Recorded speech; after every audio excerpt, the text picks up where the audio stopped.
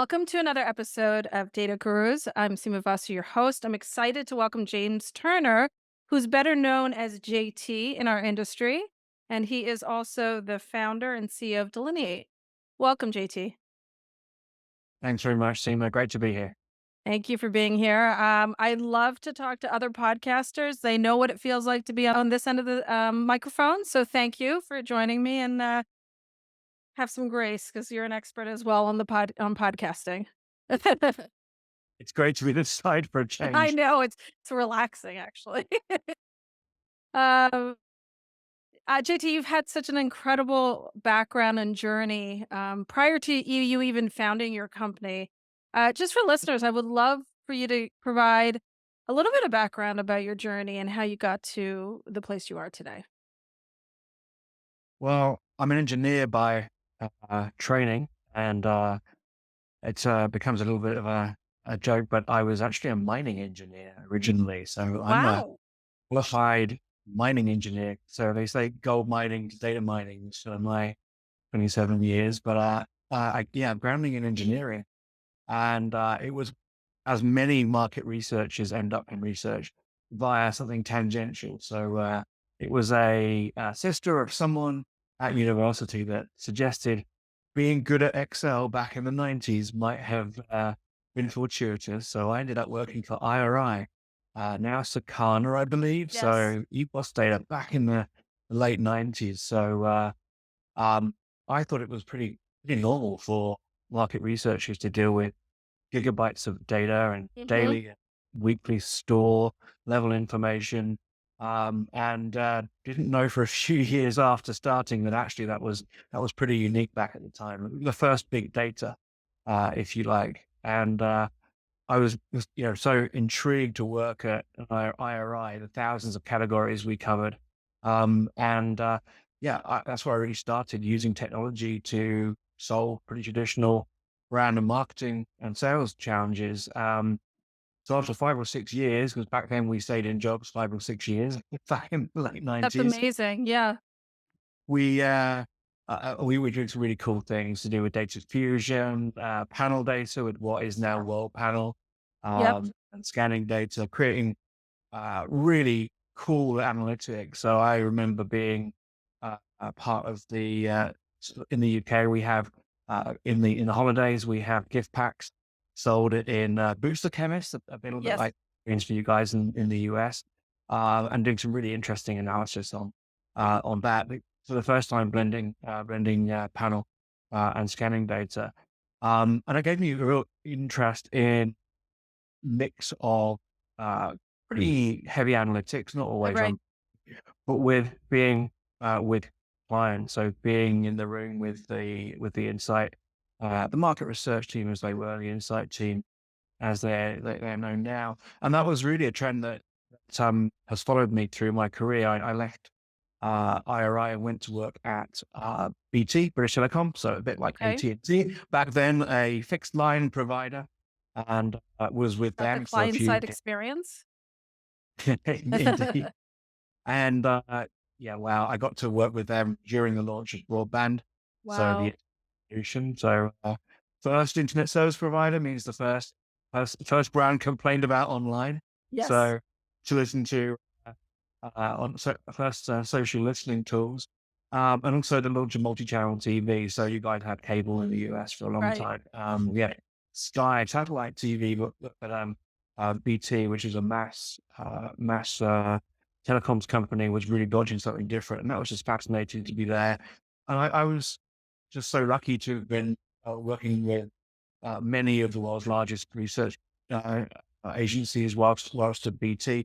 And then eventually, after sort of 4 or 5 years running research there, some of the largest budgets, which was just phenomenal. But someone of my experience to be involved with some amazing characters in the industry that really were mentors and helpful.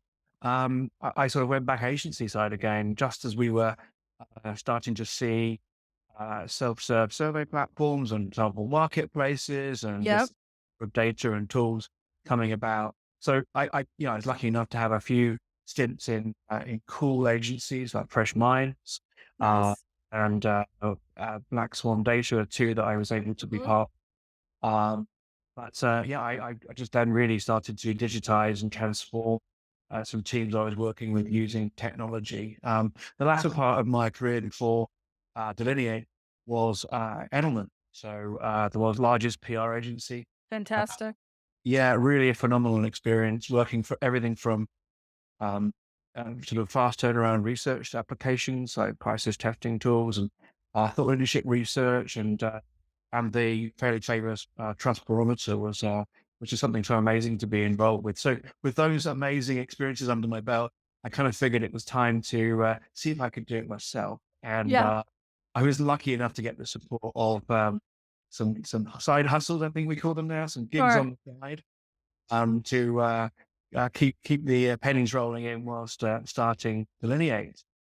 So that was almost 7 years ago now. That's exciting. I'm curious, um, did you always know you wanted to be an entrepreneur, or did you see some unmet need and said, "You know what? I gotta go fix this," or maybe it's a combination of both, but I'm curious, how did your, people think about it a lot and wish about it, but many people don't actually take the leap of faith. Um, Great question. I think actually I would. So there's a couple of things that happened in my career, and Mm, then worked at Edelman. That was an amazing place to work, actually. So um, being thrown in at the deep end in a couple of agencies that I joined, you didn't really have a choice but to, as you were a paid employee, to fix what you saw before you. And right. sometimes, as modes switched from telephone to online, and field forces were reshaped, you were forced to evolve and transform those businesses into something new. So there was a lot of experience in the roles I had in building new things and Mm, involving teams, evolving capabilities, seeing how the sort of enormous number of fast-paced innovations coming along could be used to save costs, speed things up, replace a resource, or enhance what we did. So there was a sort of natural set of experiences that happened to a lot of people in the early sort of 2010s up to sort of 2015, 16 that were getting a lot of change in the industry and mhm. disruption. So that was, I guess, the experiences there led me to feel confident Yeah. that I perhaps deal with pretty much anything thrown at me. The opportunity at Edelman came along rather unexpectedly. I got a phone call, um, and the business was called Strategy One. It was a sister business to Edelman, and they were bringing that in house with the pretty famous Mike Burland of Pedersen Yes. and Burland. Yep. It was great to work with him and the team um, over a couple of years to transform how they brought data research analytics to the center of their offer. And inside those big groups, whether it's Nadelman or I guess a WPP or Omnicom, I've got work, and but you have some safety rails, right? Some dark card. Right. You're a virtual P&L, and there are teams doing the hard stuff like HR and finance. You get to be a bit creative, and if you have an environment like Edelman, um, which is an amazing culture to be part of. Right. Some pretty, tough characters, really at the top of their game, some Yep. tough clients, tough gigs, and just amazing to be there. That really was just a pinnacle, and I guess there's a fork in the road. Mm, Maybe 7 or 8 years ago, you can work in these agencies for as long as they'll have you, as long as right. the work's good. Yeah. Um, or you can use those opportunities and the great network you've got and that currency to step out. And I was just lucky enough to be in the right place at the right time with Black Swan Data, who needed someone fractional to help them bring Mm, together engineering and data science and insights innovation work. So I guess I was doing what I've done for the last 27 years in my career, which is be a bit of a translator between clients and tech and right. change and bringing people and engineering and stuff together and just asking dumb questions like, well, what if we did this? And Right. oh, it's a bit like that thing we did 20 years ago, faster stuff now. Yeah. And sometimes it is, and sometimes it's not. Sometimes they are dumb questions. So with that kind of opportunity with Black Swan Data, and I'll be forever grateful for the time that Hugo and Steve gave me there. I had the confidence to think about Delineate in a new way, which was more of a technology business than a services business, and that was the genesis. Really, was can we build can we build a technology-based research business that does things differently, predominantly faster, in more Yes. agile ways, but there's benefits of quality and cost as well, to speed up the kind of stuff that clients have been buying for a long time and have been, very saddened to still see that things take months, if not quarters, to deliver when they could take days and weeks. Yeah. And so, yeah, for the last 5 or 6 years, we've grown. I'm pretty proud of how fast we've grown and the kind of clients that we've got today, like Coca-Cola, and Ancestry, and many others that take our real-time brand and campaign tracking data and other products as well, and use that day in, day out. And it's game changing for these clients to use. I'm going to say pretty traditional metrics, but in new ways. Yeah, the Right. brand funnel, basically brand funnel. Yeah. So tell me, I mean, I hear technology, I hear agile, but I still hear traditional terms like brand funnel and probably awareness, consideration, all that other stuff. Tell me, how do these two worlds intersect to be able to provide something uniquely different for clients? So I think first of all, um, I think success businesses in our industry that have grown successfully have always tried to marry. I call it the so when we talk about the old world, which Yes. feels quite negative, I talk about measurement science and good quality research design, um, and all that good stuff. And clients still want the rigor. They still Right. want quality. They still want industry bodies to Yes. validate what you're doing. They still want trained people. So that's important. You must not forget that at Mhm. the heart, we are a research industry. But also clients want faster, quicker, Mhm. better, cheaper, Right. things as Yeah. well. And Right. so we've been an industry that's very polarized, with slow to move businesses that we don't do that stuff. We do this. We're really good at this. That's all you'll know us for. And then also, as every sector space, technologists coming in. So, very well qualified, typically younger individuals, MBA'd out of all possible use in the Yeah. workplace. I'm going to joke there. Um, with a tech idea Mm. and following a long succession of disruptors picking an industry and saying we can apply this and do it differently. And sometimes that's successful. There are some good examples of disruption that's lasted in the industry. Right. Your Vox Pop Me's, you've got your Zappies, Sure. and others, right, Yeah. that have had a really good idea, and they've changed the category, right? They're 100%. through businesses. And then there are others that just come and go. They can't get momentum. They can't get the backing. They don't know what they're talking about. In front of the first set of clients, they fall down on the basic hurdles of our industry: efficacy of research, Yes. privacy, governance, all Mhm. the things that big clients really, really worry about. So to be successful, you've got to rein in what innovations you're going to put in front of Mhm. clients.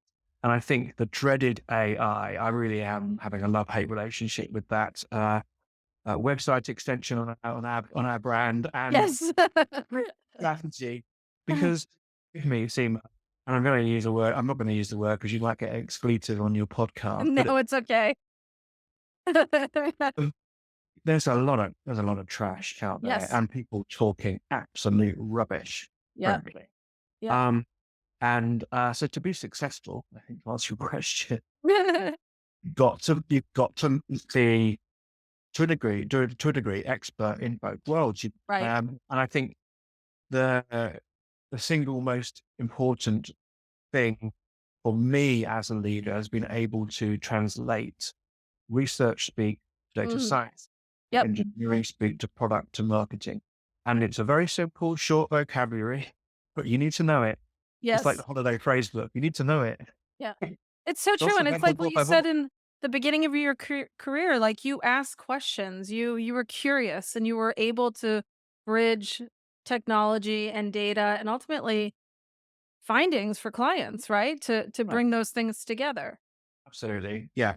So that's I guess that's the secret Yeah. sauce is how and I love mixing my metaphors. See, a great like ketchup is great on so many things, right? If you've got that secret sauce, well, not that secret, Yes. then you can navigate the Yeah. innovation. required in the industry. And look, there are some enormously sophisticated businesses out there, some really smart folk, but getting that to scale, getting that to Sure. genuinely replace people and traditional Mhm. posts is tricky. And even the big guys out there are uh, cautious, let's say. Mhm. They've not Mhm. stopped the old stuff. They're running new stuff alongside, and you can They choose are. use Yes. it. Have to. Um, so, I remember my early days starting out and doing brand tracking for the tech sector, and you would do your monthly kind of key findings and your quarterly on-site presentations. And, at that time it was like, oh my gosh, this is amazing.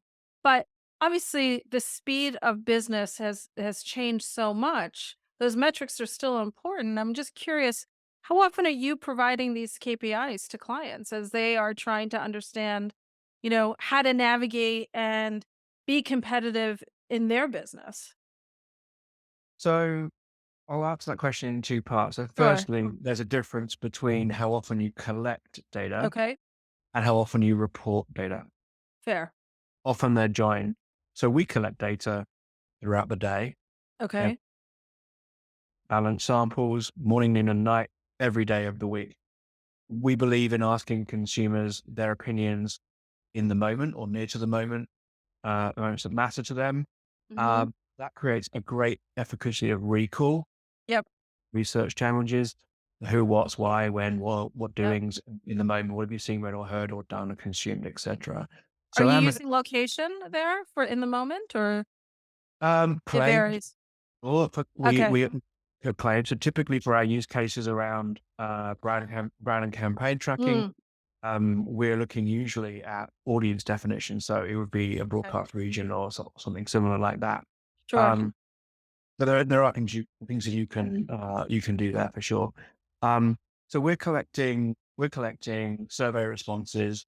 Our take on the pretty traditional brand tracking and campaign tracking Mhm. questionnaire. Um, honestly, there's only so many ways in which you can skin the questionnaire cat. Yeah. Uh, the value is in IP, uh, Mm. that later if you like, but in actually Yeah. collecting the data, the signal, if I talk data, if I change my language from survey research to data science, the Yeah. signal is stronger in the observations in our model from recent recall data. There's a lot of noise in brand tracking because we have questions that were designed for old Yeah. computer-based surveys, and simple routing Mhm. in older technology, such Mhm. as which brands are you aware of? When did you have you ever seen any advertising from these brands? Yes. Have you ever Yes. seen in the last 3 months? Yes. You know, Yes. it's a painful experience for the responder, but it's also not great, Yeah. not great from a data perspective. So we turn it on its head and we think about things in the moment, and that's pretty cool. So That is cool. back to your question about daily, so we're collecting data uh, throughout the day Yep. and asking about that moment and earlier as well, and in some circumstances where it makes sense about near future uh, likelihood of things happening as well. And consumers aren't great typically at predicting their own behaviors, but there are some Sure. people, Yeah. might you buy this having seen this advert, that they Yeah. might be able to give us a bit of an inkling on. So the collection of data in our methodologies is pretty key, and for Mm. campaign measurement, it's critical. So we've seen data from competitors where they are blasting out an email to panelists on a Friday evening, and then Yep. go, "And guys, let's pop home for the weekend." And the survey completes over until Sunday, and they get in Monday and mop it up a bit, and then by Wednesday it's done, and their tables get run. And people haven't. There's some extreme examples where the media hasn't actually played out yet. There was a Yep. change, or something happened on the Sunday, some world Mm. event, and the data has no bearing on the reality of what was had potential to see and what they actually Mhm. took out from it, the media mix that was happening. So by spreading out our interviews, and it's done by machines, so our platform, Delineate Proximity, talking to the world's Nice. marketplaces and best in class sample owners globally, we are demanding of those platforms via API meticulous samples so that we can chop that data up any which way we like for the Mm. during the campaign, after the campaign, rolling data through that campaign, all using modern data science and BI tools. We're kind of neutral. I don't like the word agnostic for some reason. I've got an issue with it, but the Eh, word I'm the neutral. neutral. It's fine, or Power Yeah, BI, or R or Python. So we're data science ready. All of our data is in a lake. Play around with it. You right. know, Yeah, not just is your PowerPoint from yesteryear. So yep, clients start with us typically. They come to us either with, "Oh, I'm so fed up with this big agency. It's so mhm, expensive forever to do these things. All I can do to bring down the cost is lose reports or reduce my sample size." right, Is going from monthly to 3 months or 3 to 6 yep, or one deck now and all that kind of stuff. So once that brand has decided that they can, they're going to make a decision to move, then their world opens up to, as I mentioned, that sort of tech end of the spectrum. They've sure, got the research creds, but they're really fast and probably quite yep, cheap. yep, And sometimes I go direct to a panel company that's got one bolt-on product as well, and sometimes that works. And you mm, know, there you find it. I think you'd find in the kind of client teams might not be so research focused, more client success, or you'll find that mid to large agencies. I put us in that bracket that have got a good blend of mhm, doing with good paid researchers. We understand tech, we get it, and we can help you. And it's a much right, more kind of like a menu based approach to the services. Oftentimes, we find clients can go from quarterly, maybe monthly or quarterly, mhm, to daily reporting of rolling data. That's more reporting, larger sample sizes, and they're connected. So their data science teams are pulling data in. Most of amazing. Sima, we don't report that data to clients. Some like a quarterly Yeah, presentation. It's for the human touch and the feedback. right, Are we going to evolve bring the it question? back. Yeah, We don't know something about our category because our clients yes, know categories. But the majority of Delineate's clients are API clients, yeah, and they take that data in themselves. And it's beautiful because it's time aligned, it yep, matches all data sources. There's no, if for models, for MMM, for scorecards. The beauty of the way we design this is there's no waiting process. There's no like right, deep. It's all on demand when you pull the data over the API. It sorts all of that out for you. Sample rejections is done, with weights in the data. It's amazing. fantastic.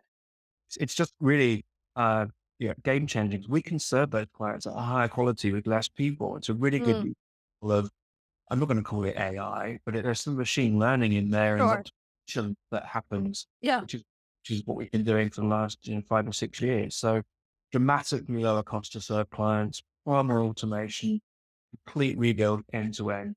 So much more open to clients with the tools of choice. So they want to use data science team, great. You know, mhm, number of consulting projects I've worked on where a big whatever consulting firm yes, format and takes us forever to get something for them to then get all the yes, prize for doing the work. So it gives a lot of control to insight analytics folks yep. and campaign data. So does that answer your question It around? does. You know, when I hear you talk about it, it really it feels like, you to your point, you've blended technology and good research practices into the platform. But also realizing that consumers don't like they you need to talk to them at that moment that they're actually viewing something, doing something so you can get the best recall versus, hey, 90 days ago, do you remember you purchased something? What brands did you consider? It it's difficult for me as a consumer to even think like that 90 days ago. Do you know what I mean? Versus like last weekend. So I love that you're collecting continuously and really meeting the consumer where they are to be able to collect the data in the most accurate way. Yeah, and it makes so much sense for the respondent experience. Yes. Um, you probably heard of like system one and system two. Yes. Yes. There's a slightly different way of looking at memory, and that's episodic and semantic memory. And I Okay. am no neuroscientist, uh, Yes. but others That's are. your next field. Cool, actually. Uh, Maybe. But if and I apologize for anyone listening or Sure. watching that is more qualified than I am, but in simple terms, we remember new things for a shorter period of time. So episodic recall is like 24 hours or so, Mm, depending on the type of information. So you can remember what store you went to tomorrow if you right. drove or walked, what you bought, why you bought it. Was it a top up shop? Was it a main grocery shop, et cetera, et Mhm. cetera. And as time goes by, your brain will store new and useful information. Mm. Um, there's a lot of complexity to all of that, but essentially, if it's a regular thing you do, it's a habitual thing you do. Why is the brain going to store that? You can't. Right. Right.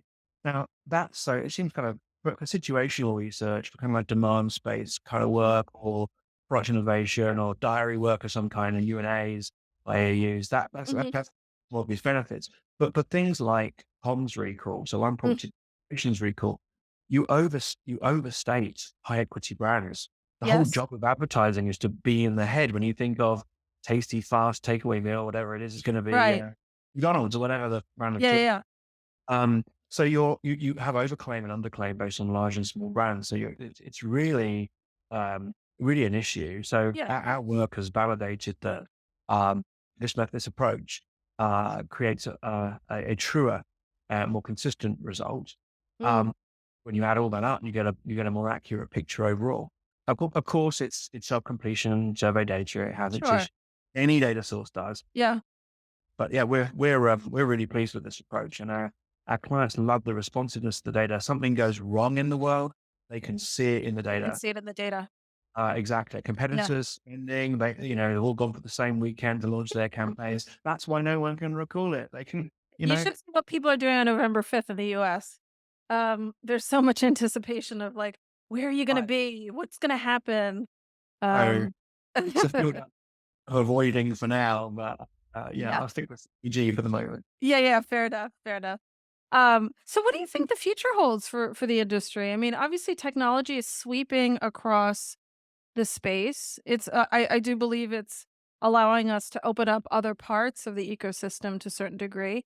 But what's your thesis in terms of, where is this industry going as it relates to some of the really traditional market research companies that provide lots of services and even management consulting companies, right? Heavy service and lots of um maybe the combination of data and strategy to platforms like yourself, which are agile and people are ingesting good quality data to drive, their businesses. Lots of questions there. Yeah, So sorry. there's Take the one you like. I like lots of them. So Okay. what have we got? So there's some big agency groups out there. I think their challenge is going to be demonstrating the connected value that their Yes. different units have. I think that's always been a challenge of the really big groups. Mhm. So some of those groups, they keep acquiring other businesses, and I think sometimes you see the acquired technology almost immediately being in their portfolio, and other times it disappears into some division, and Yes. Yeah. maybe it's not going to make it out. So, if we were ever to evolve our ownership structure, I'd want to ensure what we did is kept and Yes. work. So there's I think there's the big groups, and they've been surprisingly open and public about how Mm. they're treating AI in general. It's been and um, I think both to name two examples, Kantar and Ipsos have both been at the industry summits, the SMR summits on Yes. AI this time last year. Uh, Ted Prince and Michelle, I think, who's at Ipsos, Mhm. really, really open about their different strategies. Right. Uh, and yeah, that's fascinating to watch because you Mm. see Kantar with evolving its IP. It's always been a heavily IP-led business into synthetic data. That's Right. fascinating. But where on earth do you start if you're not an IP-based business in creating Right. synthetic? That's a real challenge. So Mm. watching that one, and then Ipsos talking about I think it's called Ipsos Facto, which I think is quite cool. Mhm.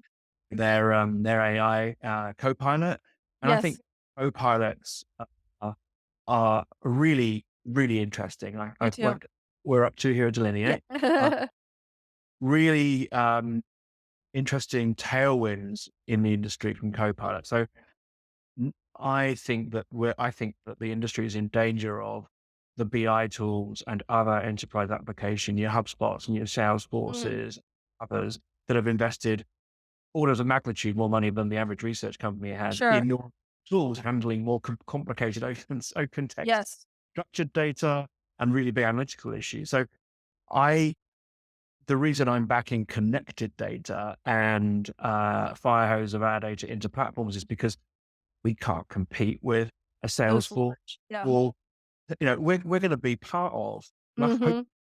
that ecosystem. So I think interesting stuff happening with the big Mm. groups connecting up their data.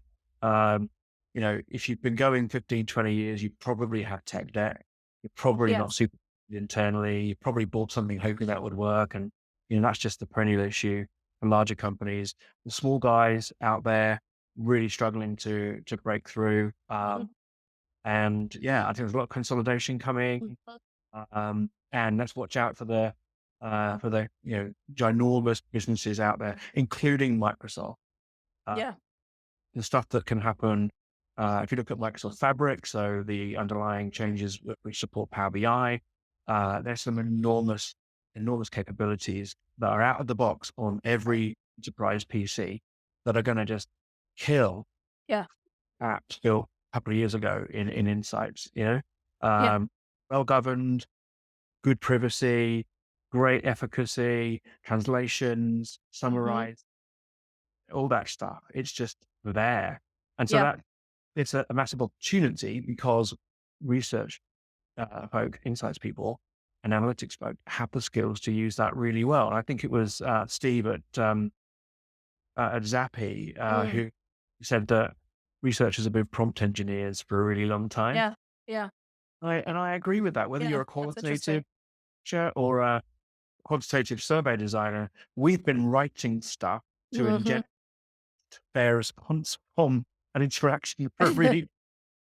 Um, so I think again, back to that kind of translation skills, Mhm. how do we evolve our old ways of doing things, our nomenclature from before to the new world? It's happened so It's quickly. And happening. Yeah.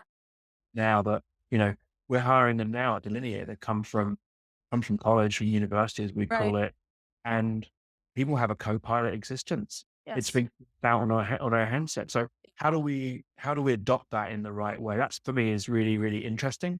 Mhm. I like that. I also like the fact that, research has kind of been not siloed, but hasn't really gotten its day in kind of the world, right? And now that there's all these other sources of data, it's in the forefront. It's and it's our choice to kind of go along with this trend and adapt as you say and adjust to be able to be part of the bigger ecosystem. I might disagree that we haven't had the heyday. I think that intelligence, business information was pretty much That market research yeah, until the 80s, right? Um, and then with the uh, increase in computing power, decreasing cost of yes, storage, yes, and doing it for yourselves if you like, and then own data within businesses. That's where I think some research techniques got a bit left behind. Others fair, kept so customer experience research, fair, yeah, so yeah, UX, and they called yeah, it, yep, big businesses built on the back of yeah, feedback surveys.